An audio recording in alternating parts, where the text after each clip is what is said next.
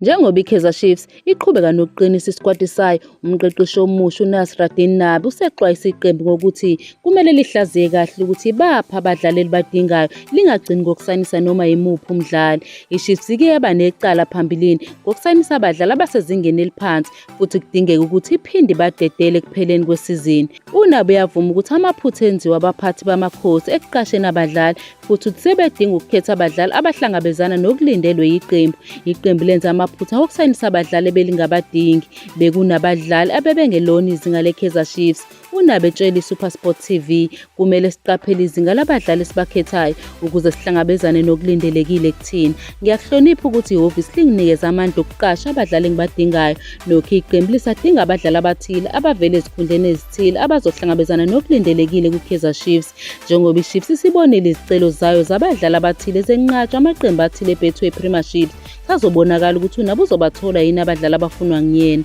Izicelo ze-Chiefs zokuthola u-Elias Mokwana noFawaz Basadian zichithiwe yiSekhukhune United kanye neStellenbosch FC, kodwa i-Kaizer Chiefs ibukeka izimisele ngokuthola omunye wabagadli abafuna uNabi, uGustin Sirino, okuthiwa usevumelene neqembu. Njengamanje uSirino ungumdlali okhulekile ngemuva kokuhlukana neMamelodi Sundowns ekupheleni kwesizini edlule.